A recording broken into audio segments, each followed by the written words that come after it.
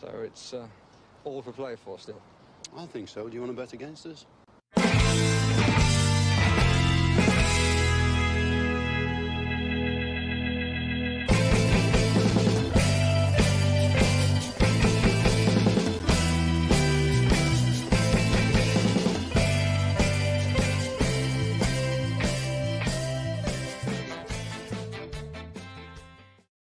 Hello, everybody, and welcome back to For the Love of Paul McGrath podcast. Delighted to have Paddy back again after his travels and his travails over the last week or so. Just to let everybody know as well, we're recording this at stupid o'clock in the morning, and we will be going out later on this evening. So if any news breaks between now and about 9:30 when this will go out, this is a pre-recorded one that's not going to have any of that new news in it.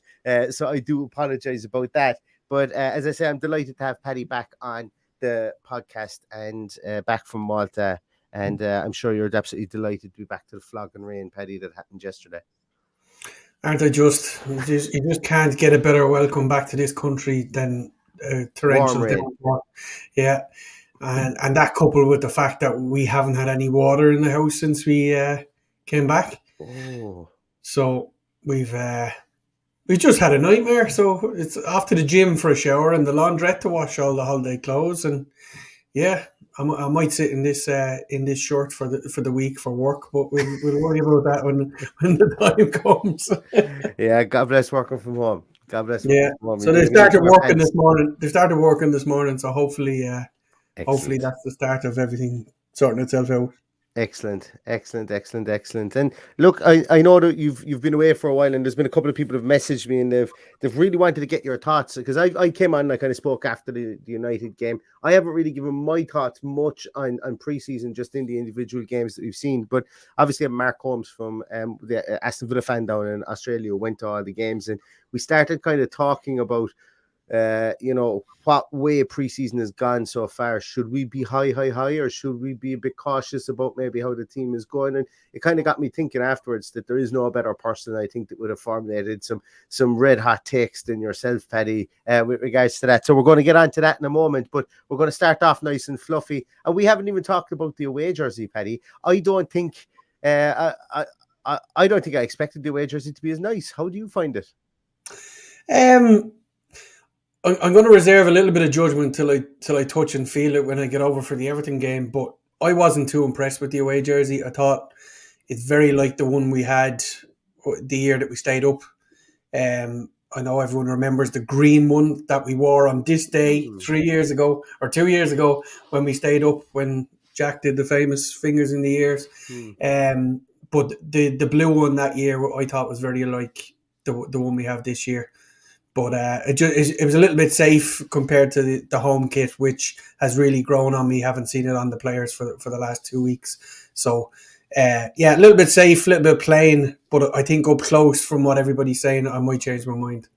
I think the big thing about it is it's got a lovely retro feel to it. It's got, and I'm going to turn fully into Rob Warner here now in a moment, but it's got this piping on it that just really reminds me of, I don't know, it's like a 1990s international jersey or something like that. It's got this claret piping just here, and it's not an awful lot, and it just about breaks up parts of the jersey, and I just like it. And I don't know what material it's made of, but it looks like it's kind of like a silky synthetic type of material. And once again, that's a throwback to the way jerseys were, I suppose, when I was growing up as well. So I think it's all nostalgia for me, but I do like it. When I saw it first, I went, kind of looks like a training top. Then I saw it on the players, I went, that actually looks a bit cool.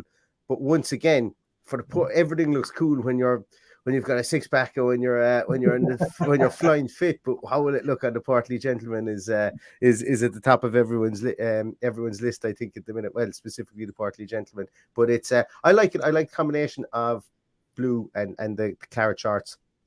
I hate claret and claret. I know that got a big reaction from people last year when I said it, because people said, "Oh, the claret jersey and the claret shorts and the claret socks looked class." I don't like it either. No, I absolutely agree with you there. Yeah, I don't like it. I don't know what it makes me think of, but it makes me think of something. So I don't know. I can't even remember what team it makes me think of, but I just don't like it. But I like the claret claret togs and claret socks with the white or with the blue shirt. So they'll have some combinations that they can go with for sure. I remember going to Goodison Park probably about 20 years ago, and we wore the claret shorts, and we got absolutely spanked, and we were hammered all day long. And I think that's what's torn me off. So the minute I see it, I've just got flashbacks of that day. A good old crack though. We got drunk, but we got absolutely hammered on the pitch, and it absolutely teamed down rain. That's my memory of it. Yeah, isn't it mad the way that situations would turn you off? Yeah, something to do with a jersey and whatever. And see, we weren't lying, lads. It's crazy o'clock in the morning. I'm yawning here because I'm just out of the scratcher. So I'm I make no bones or apologies about it. We also there's other news floating around, Paddy, about something that we've spoken a bit about. It looks like the Carney Sweepstakes is probably. Like, it looks like AC Milan are very, very heavy in for him with a £15 million fee rumored. No, where it's coming from the Italian media, which is why I'm giving this some air on this podcast. And I think, to be honest with you, I think everybody should be happy with that. You know, he's going to a team that he thinks, and I actually think he will get game time in the Italian league. Going to be nice and slow for him. We've always criticised his pace. And that's something that it's not criticism. Sorry, I'm going to take that back. We've always highlighted his lack of pace. Yeah. Going to the Italian league, and Villa are getting 15 million for somebody who paid 301 minutes for them last season. So I think while we don't want to lose the kid, I think in the greater scheme of things, everybody could probably come away with, call it a victory in that instance there, whether it be Carney or whether it be the Villa hierarchy. Well, I think it's a victory for us if that's correct. Now, as you say, this is a pinch of salt stuff because we've heard Borussia Dortmund. Apparently, that's cooled. We've heard Barcelona. He obviously employing the greatest spin doctor in the world to list off the best teams in Europe are looking for him. So, if in my opinion, if AC Milan are looking for him, snap their hands off, because to me, the conduct of him of the last few months would suggest he's a bad egg, and I don't want any bad eggs around the club. I want people who care. I want people that want to win. I want people with drive. I want people to stay and fight for their place. And you compare him to the likes of Matt Target that just walked out the door and said, "No, I'm not sticking around to play second fiddle to Luca Dean." So if he's not prepared to play second fiddle, if anybody's not prepared to play second fiddle, be that Freddie Gilbert, Danny Ings, Tyrone Mings, whoever it is, Robin Olsen, whoever that comes down to, just listing names of players that might play back up, they can go. If they're not in for the fight, if they're not in for the long haul, they can go. But to sit on that contract for 7 months and do absolutely nothing, if 15 million is a win-win for me, take the money all day long. I think the smart money, even with Villa here, would be, even if you could get a team to take him off their hands for 10 million with a sell-on clause for him. Like, Villa need to be smart with this. And that's why initially I said, listen, hold on to him. No club is going to bid for him. No club is going to buy him when they can get him for pittance. And it turns out that pittance, I think, is undersold at 400,000. I just can't imagine that it would only be 400,000 that the team could sign him for based on what my limited knowledge of what the compensation fee that FIFA have brought in is. I think it's more along the 2 million mark myself, just looking at it. But as I say, I'm not going to stand over any of those figures because I just couldn't be 100% sure of them. But I think that if Villa were to be cute about this, yeah, you get 15 million right now for him off AC Milan or whoever, or you could start a bidding war with, say, listen, if we got kind of 10 million plus a 20% sell-on clause afterwards, be smart. Man City are being smart. I spent way too much time giving out and going on rants about how Man City are selling 17, 18, 19-year-old kids for tens of millions of pounds and putting in sell-on clauses for them. Villa need to grow up and need to pull up the pants a small bit here and get to the big boy table when they're doing this deal. If they are going to sell him, that they're like, even if they sell him for 20 million, there better be a sell-on clause in this as well. If you think he's as good as he's going to be, and if this team thinks he's as good as he's going to be, they should be willing to put in that sell-on clause for him as well. And I think that's only fair. But as I say, I would imagine this gets sorted one way or another before the start of the season. I would think to myself it would be a dramatic U-turn if he was to re-sign a new contract. I just think that they're way too far away. There's been numbers there's been numbers thrown out there of what he's looking for, and I think the club are far away on that. But one thing will lead to another, I think, very soon. It's 37 days till the end of the transfer window as well. So let's not forget that there's 37 days, and that's going to frame a conversation we might have a bit later on if we have time. But let's move on anyway to something I suppose that we can talk about with a small bit more certainty. Is we've seen 3 games from this Aston Villa football team down in Australia. I think overall it was a very positive tour from a lot of angles, from a financial angle, from a marketing angle, from a PR angle, from a results angle, and it seems that Steven Gerrard, from Steven Gerrard himself and his own position within the club, I think it was very positive for him as well. Overall, Paddy, before we get drilled down into individual players and maybe potential that we want to see, what's your view on that overall tour now that the team have touched down back in BHX again? Yeah, I'd agree with you on all of those points. I think it worried me an awful lot because Australia isn't really a soccer-loving country. We saw that in Townsville when we played Brisbane Roar. They just didn't have the crowd to come and rock the stadium as such. But they got enough of a crowd enough of a crowd to enjoy it. It worried me to see them play on poor pitches, which they wouldn't have done anywhere else in the world if they'd have gone to a soccer-loving country, let's call them. But it's important from a commercial point of view to spread the wings, to spread it into places like Asia, Australasia, America. And I think as we grow, we're going to see a whole lot more of that. You know, we're sharing the pitch down there with Manchester United, who are widely regarded as the most popular team in the world. I'm sure that's changing as the glory hunting continues and people start to move around. But it's important for us to be spoken about in the same sentence. I'm sure the media were very pissed off at our late goal against Man United, and it completely changed how the game was reported. And I'm sure Man United were fairly pissed off at it as well, because they wanted a win on the board. That was the one that was being beamed everywhere. They made an awful lot of money out of MUTV, selling that all over the world without selling the rights to it anywhere else. And of course, we watched it on the very confident and competent AVTV, which has been brilliant as well for the last 3 weeks. And I know people have complained about it, but I'll bang the drum as long as I can. You can complain in the UK about paying 15 quid for 3 games or 40 quid for 35 quid for the year, but it's a valuable tool for people who are overseas to be able to catch up with news and stuff like that.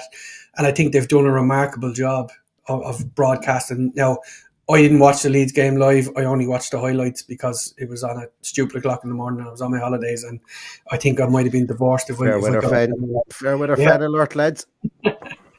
But as you know, I did get up for the others, and we did a team sheet tantrum ahead of Man United. And it's great. It's a great time of year. It's a good buzz.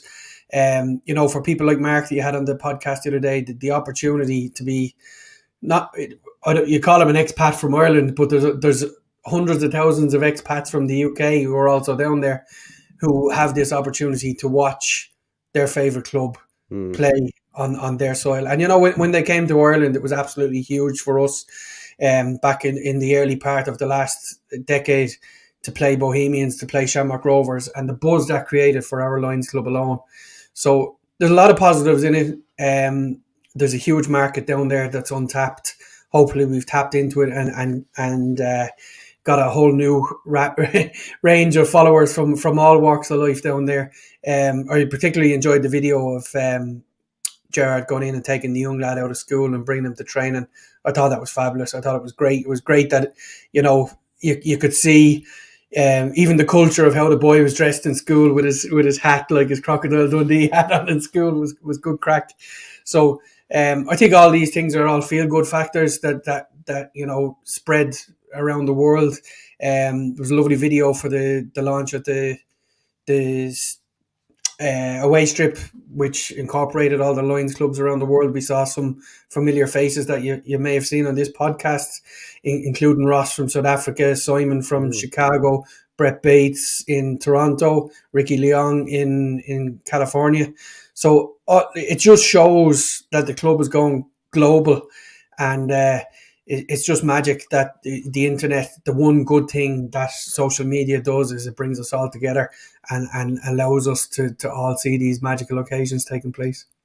And I think, you know what, to wrap a bow on that, because we started off with the AVTV and things, that AVTV, yes, and you made a great point. If you're sitting in B6 or if you're sitting anywhere in around Birmingham, it's probably like you're probably this is what it is, because you can rock down to Villa Park and you can basically touch the club essentially. Whereas, as you mentioned there, like Simon Leach, like Brett Bates, likes of all those guys that are out there, Mark Jerobi, Kevin Hunter. I'm just talking about guys in the States or even guys down in Australia as well, wherever they are, and us even here in Ireland that might get over. We can't really complain. We get over as much as we basically can afford to and want to.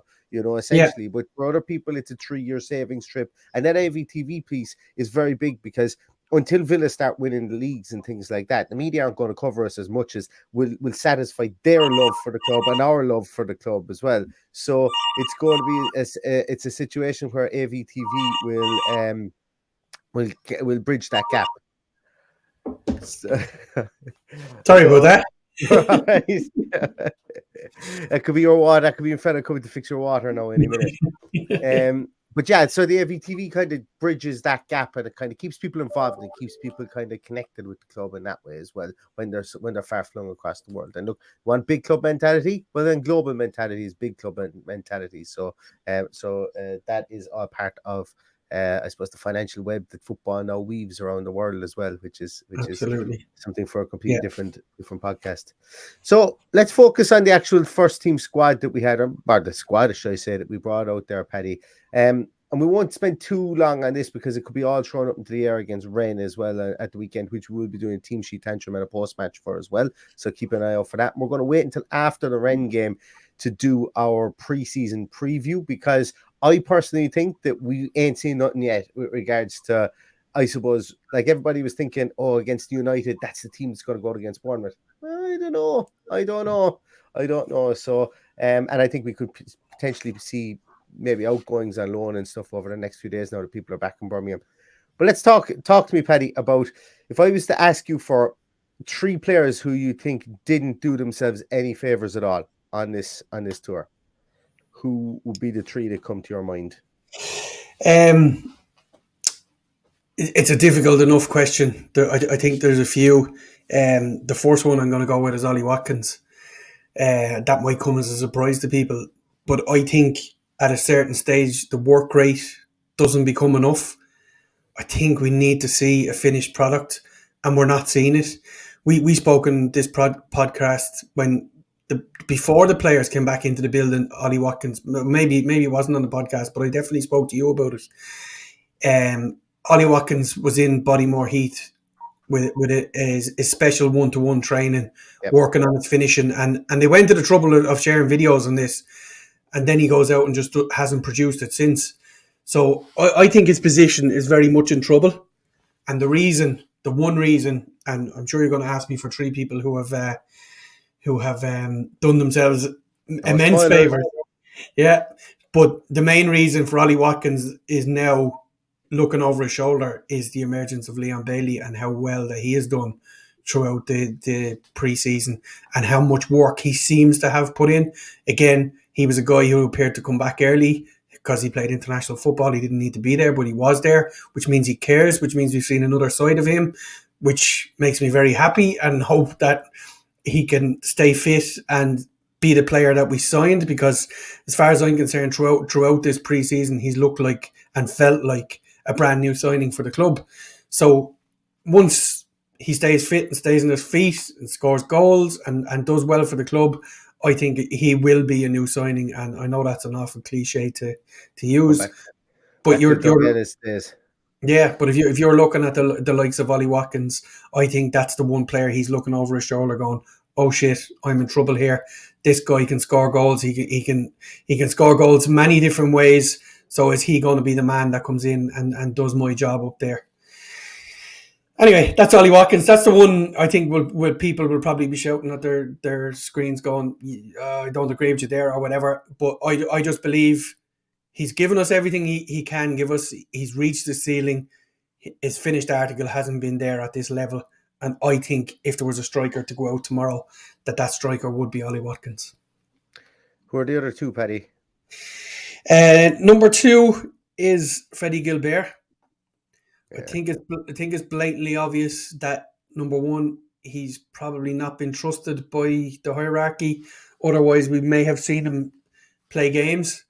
He just can't seem to catch a break for us. He can't seem to, we don't know what's going on behind the scenes. We can only surmise, but we'd have to really scratch our heads and wonder.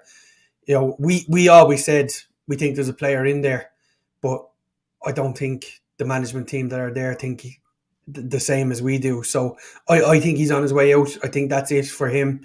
I think the next offer that comes in, he'll be out the door. And my third player is Anwar El Ghazi. I think he was so unfortunate that the arrival of his baby came when it did, because he could have probably done with those games out there. He probably could have done with game time heading into the new season. So I think we may see Anwar El Ghazi next Sunday. There hasn't even been a mention as if the baby was born or not, or maybe I just missed it. But providing the new arrival has come, we might see Anwar El Ghazi next Saturday, but I think that will be in the shop window for him. Yeah, my 3 are. I actually agree with you on Ollie Watkins and the point that he hasn't done himself any favors. But mine are Ollie Watkins, Danny Ings, and I think we have to put Philippe Coutinho in there. No, I'm not saying we sell all these guys. Don't get me wrong, but we seem to have solidified up our defense. And I know people are going to say we conceded 2 against Man United. We conceded 2 against Man United on a rubbish pitch. And one of those goals was in torrential rain that Matty Cash couldn't get out of the way of. And it went into the back of the net. So yeah. I'm going to give the guys a small bit of a pass on that one. Bad and all as the first goal was when Luca Dean just had no interest in finding out where Jadon Sancho was.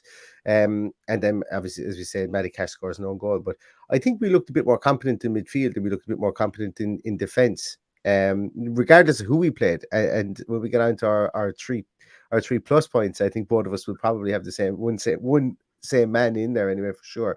But I just think we just look so toothless in attack, and that to me was really kind of annoying, because they're 3 bloody good players, and why can't they play together? Is it footballing intelligence for the 3 of them just aren't on the same wavelength? What is?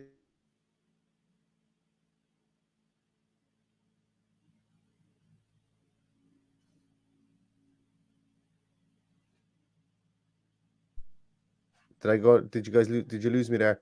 I lost you briefly. You lost me. I was just saying that if you think that there's a striker going out, I don't think a striker goes out, but I think this is now forwarded or pushed up the agenda that a striker needs to come in, that somebody needs to come in here. And yes, we've got Cameron Archer, and we're not brushing over that. He's been very good. He got 2 goals or whatever. But I think another striker needs to come in there. Who that is, I don't know, because there aren't a dearth of very good strikers in the market at the moment. Even the big teams are going back to the 34, 35-year-old players, like you see Barcelona with Lewandowski and stuff like that. And you even see Dortmund signing 28, 29-year-old Sebastian Heller, who unfortunately has been now diagnosed with a pretty nasty cancer. So we wish him all the well as well. And obviously that pushes Borussia Dortmund into the market for a striker too. But anyway, that's beside the point. But I think a striker could be on Aston Villa's lips. And in fairness, if you'd have given me a 4th choice with that, I would have put Keenan Davis in there, because how unlucky is that guy? I think once he puts a Villa badge on his chest, he's guaranteed to get injured, because he went through a long season last season, been fairly fit, and the minute he comes back, he gets injured. I just can't see any future for him. So I think you're right. I think we'll see Keenan go out, be it on loan or whatever. I think that'll be up to Gerrard what he wants to do with him now. But I definitely can see a striker coming in. I can 100% see a striker coming in.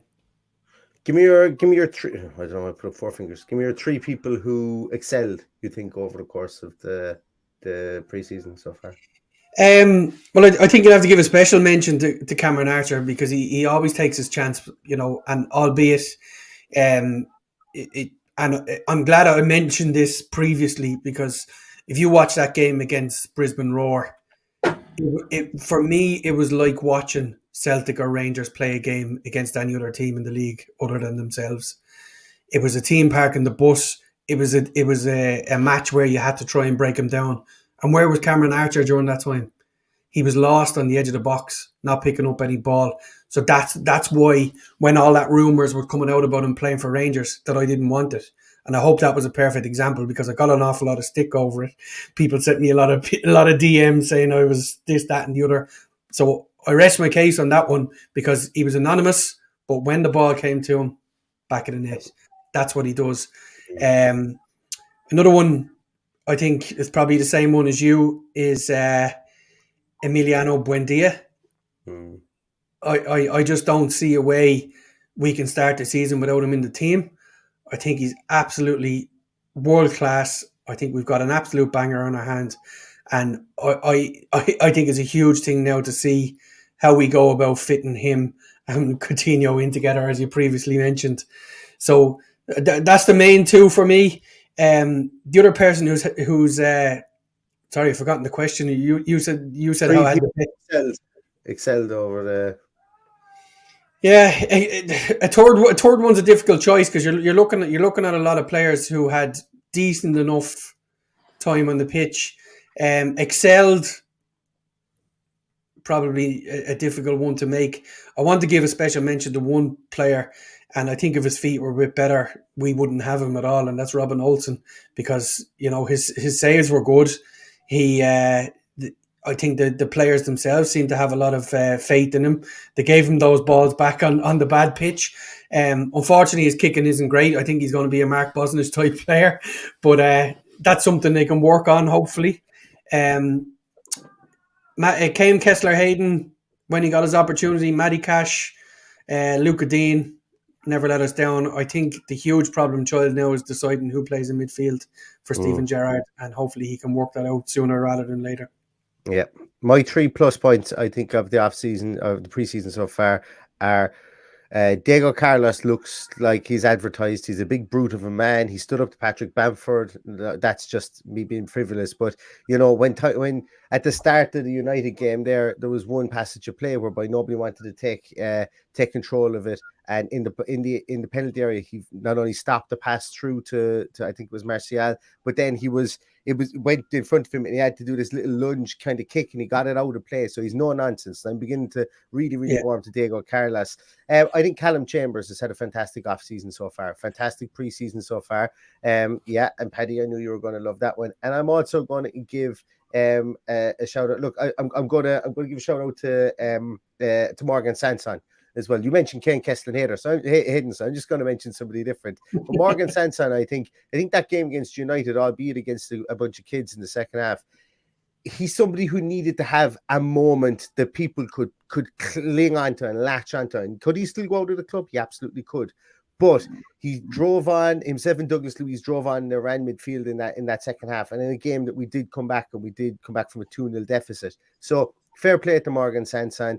I just wanted to really name 3 different players than you did. I agree with your Amy Buendia. I agree with your Kane Kessler-Hayden. I agree with your Cameron Archer. I don't agree with your Robin Olsen because I'm still not really sold on him. And you mentioned that Luca Dean. I just haven't seen anything of Luca Dean in preseason just yet that makes me see anything different from last season where he got caught very, very high forward. And he's on my radar for this season that he could annoy me a small bit, even though I think he's a fantastic player. So that's my synopsis, I suppose, of where we are with regards to this.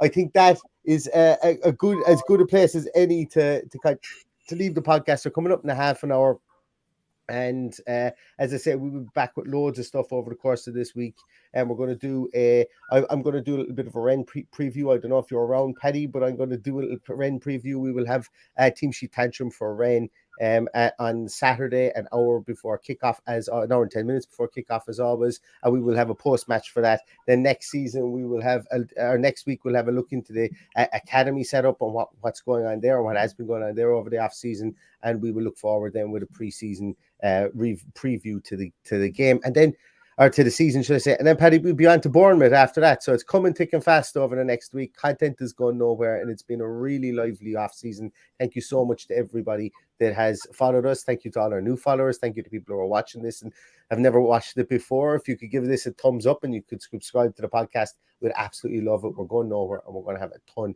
of stuff out over the coming season. And you know what? I'm really looking forward to it, because there's something a small bit different about this season in the integration of the kids, Stephen Gerrard getting his feet under the table, and some of the exciting signings that we've had in the likes of Diego Carlos and Bouba Kamara, and potentially the signings that are still to come. So it's going to be hell for leather over the next 4 weeks until the end of the transfer window and onwards in towards the season. So I hope you'll join us for that as well. So thanks very much, Paddy, and thanks everybody for watching. We will be back, as I say, later on in the week with a Rennes preview.